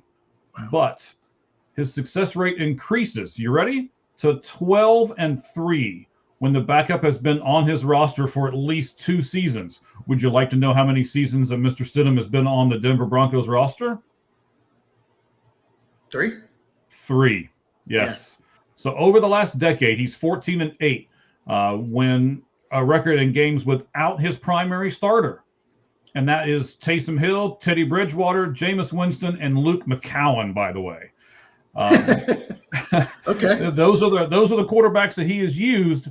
I mean, Taysom Hill, he went 7-2, Teddy Bridgewater 5-0, Jameis Winston 5-2. So I mean, he has been able, he being Sean Payton, has been able to take these guys, and I think what he does is fantastic. I know we're running short on time, so I won't go through a whole bunch of stuff, but he's able to mold around the quarterback that he has under center, and I think you're going to see that done again today.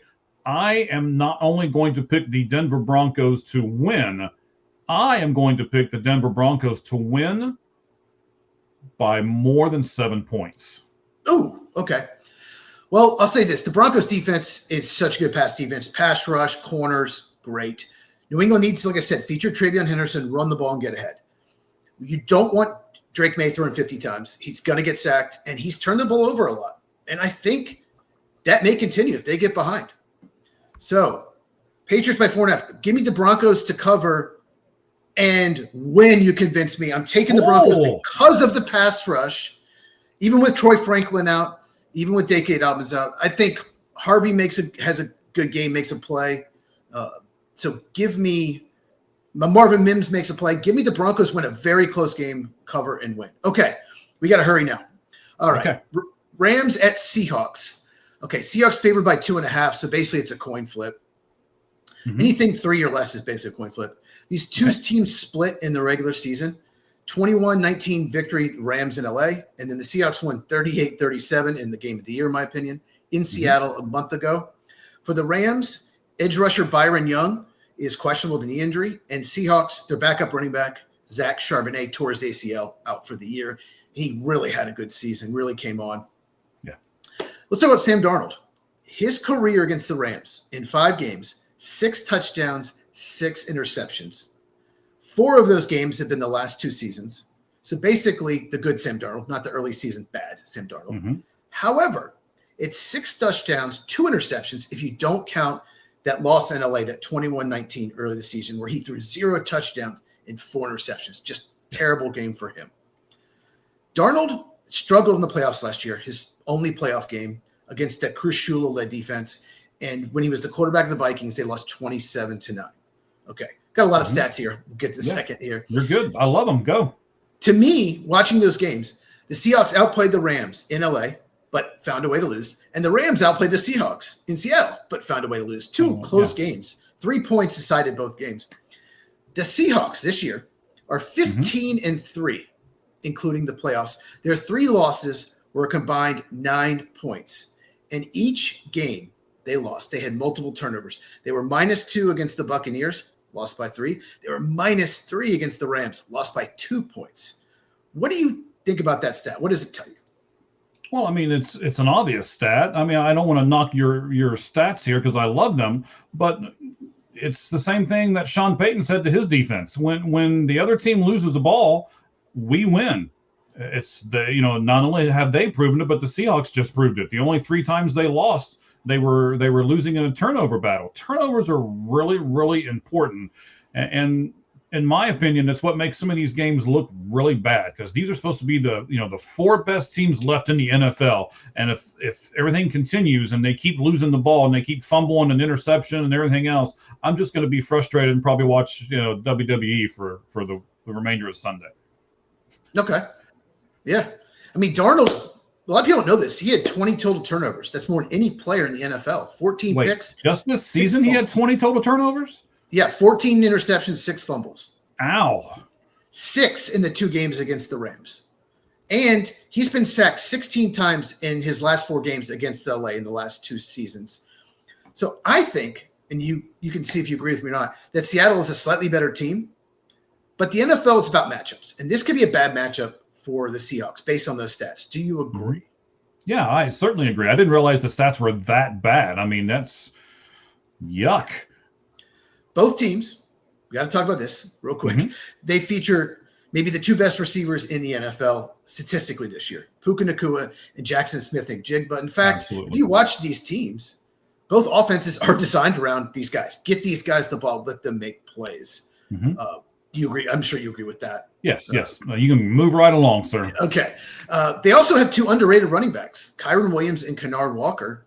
I think they're 2 of the best 10 running backs in the NFL, but no one really talks about them. Would you agree with that as well? Wow. 2 of the top 10 in the NFL? Yeah. And look at analytics. They love these guys. We're going to have to do some more on this, because I don't know if I'd agree with you, but maybe you can convince me. We'll have to do a deeper dive on this. So you're saying Kyren Williams and Kennard Walker are 2 of the top 10 running backs in the NFL? Probably not top 5, but I'd put him top 10.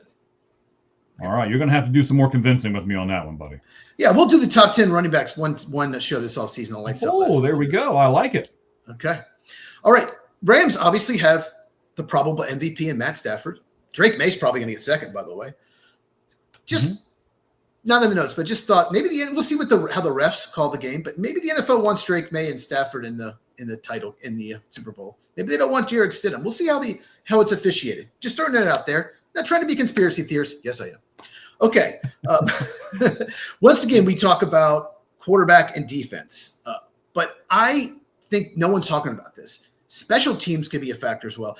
The Rams have the better quarterback, but the Seahawks, to me, have one of the best special teams units in the NFL, and the Rams have one of the worst. Okay. What about defense? Who do you think has the better defense? Well, I want to agree with you on special teams. I saw this part in the notes yesterday when you sent it to me, and I started looking, and it's not even close. I didn't realize the Rams were that bad, and I also didn't realize the Seahawks were that good. So I think before this game is over, that's probably going to be a telling thing before it's all said and done. And I'll be watching both sides of the special teams because of it. As far as their defense goes, let me give you a defensive stat for the Seattle Seahawks. I know we're crushed on time here, but I'll do it real fast. The Seahawks have not allowed a play to gain more than 20 yards in 3 straight games. And they are the only defense ever in NFL history to allow that in the playoffs. Wow. That's they've had one of the best offenses and defenses all year in the NFL. All right. Well, key matchup. I'll go first. My key matchup is for Seattle. It's the 2 guards, Gray Zabel, Anthony Bradford, in pass protection, because both of them really struggled in the last game. In the Seahawks win 38-37, they really struggled against people like Braden Fisk and Kobe Turner, really athletic defensive tackles. So Anthony Bradford's one of the worst guards in the NFL. I don't know how they haven't benched him yet. And Gray Zabel's had a good rookie year, but he really struggled against Kobe Turner. So I think those Seahawks guards need to hold up well for the Seahawks to win the game. What is your key matchup? Well, my key matchup is going to be kind of the same thing that you're talking about, but it goes back to the Sam Darnold thing. We saw Sam Darnold just implode once last year, and it was the last game that he was in the season. So if how is he going to take this pressure, as you're talking about with the 2 guards? If he gets pressured and he gets rattled, Sam Darnold seems to fall apart. and I think he's going to get some pressure. I think he's going to get rattled, and we'll see if Sam Darnold can keep it together. Yeah, Jared Verse off the edge versus Charles Cross. That's another one. Really good left tackle in Charles Cross. Jared Verse, one of the best pass rushers in the NFL. Maybe not like top 5, but he's very good pass rusher. So that should be a good matchup as well. Yeah, Darnold, he had no pressure last week. 49ers couldn't get any pressure. He was fine. They won easily. So it's going to be different. Which I thought was very unusual because I'd have pressured him all day. But whatever. Well, the 49ers have no pass rush. They couldn't get any. It's a personnel, but they have so many injuries to the defensive line. All right, X Factor. I think Nate Landman for the Rams. He seems to be he's a breakout year, got a contract extension. He seems to get his hands on balls every game, some kind of tip ball. On the Bears touchdown, their first touchdown, he missed the ball by just like centimeters from knocking that down, that 4th down touchdown. If he knocks it down, the Bears don't come close to winning. So I think Nate Landman could get a hand on some of the balls. Darnold's known for throwing the ball over the middle, throwing it kind of low. So I'm wondering if Landman gets a hand on a ball, causes interception. And my X factor of the Seahawks, Rashid Shaheed, he was a midseason trade from the Saints. He had a punt return last week, and we've talked about the Rams. They don't cover kicks well. If Shaheed gets a couple big returns, the Rams could be in trouble. What player or players are your X factor? I'm just going to go with one because I know where we're at on time. I think we're going to find out today, and I'm very curious to know the answer after this game is all said and done. Is Jackson Smith-Njigba a number 1 receiver? We all know where the balls are going to today. Seattle really, in my opinion, doesn't have a 2 or a 3 guy. So when they're going down, and the Rams do, I know you got Puka as the clear-cut number 1, but they got some other guys in there too. They got Adams and everything else that you can still get the ball to. Got a pretty decent tight end as well. So is Jackson Smith-Njigba a number 1 receiver? Can he do the contested catches? Can he run the route right? Can him and Darnold have a really good game plan? Can they be on the same page? I'm really interested to see how all of that comes out today versus the Rams. The Rams lead the league in scoring. The Seahawks lead the league in not giving up points. So, yeah, you mentioned Adams.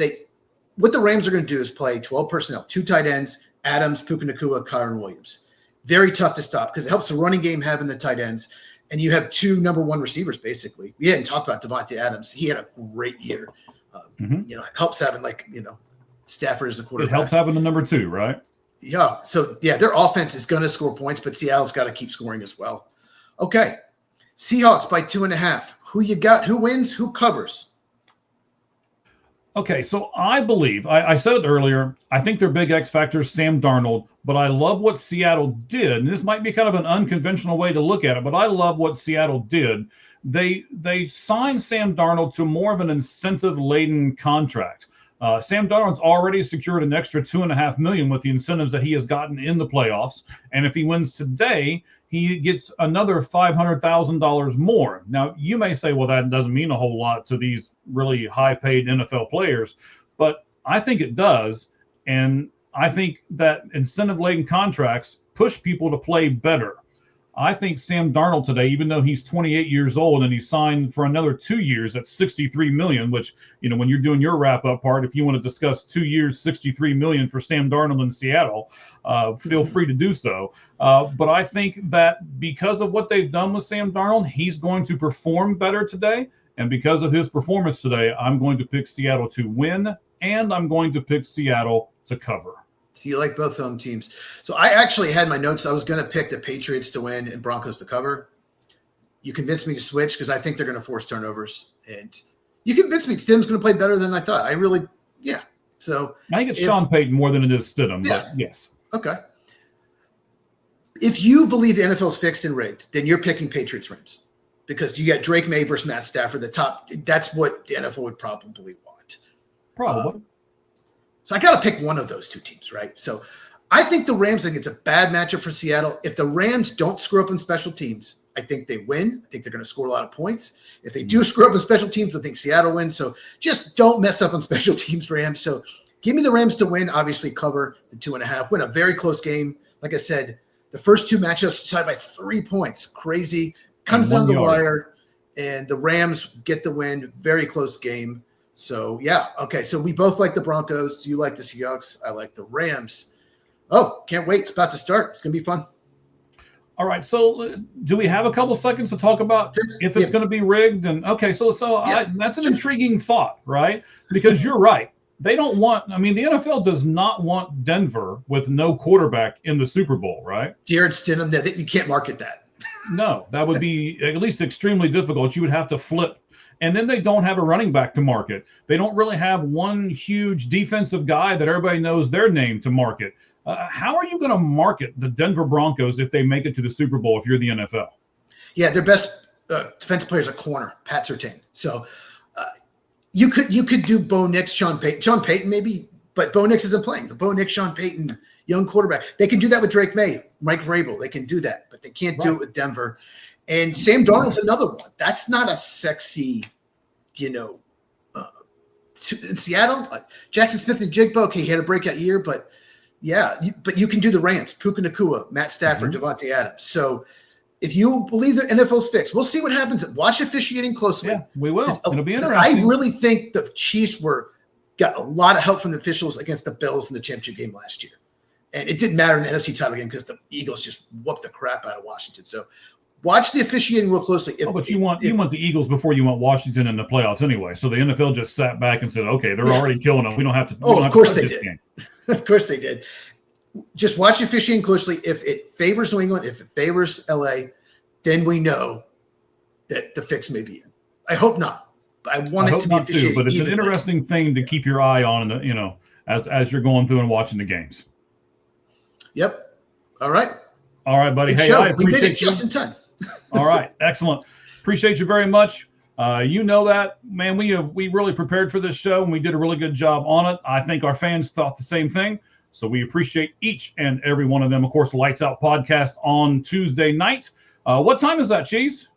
8 Eastern, 5 Pacific, 6 Mike time. That's you. 6 Mike time, which is the important time. Yeah. Yes.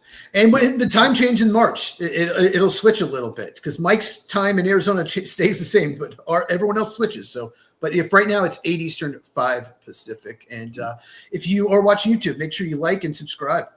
Right. So what I think Cheese just said to everybody is you should come out to Arizona with me. The time doesn't change, and we don't get snow and ice and all that other crap. So yay, Arizona. We usually don't, but it's going to be 21 tomorrow night. So yay. The same as his age. All right, everyone. We appreciate you. Yes. Thank you guys very much for being with us. Thank you guys very much for being with us. Enjoy the games today. Should be a great NFL Sunday. And Cheese and I will talk about it more on Tuesday. Thank you guys very much. We appreciate it. And even though it's an NFL show, we're still going to say the same thing at the end. The only thing that's fair in life is a baseball hit between the third and first base lines. Good afternoon, everyone. Thank you all very much. Thanks, everyone.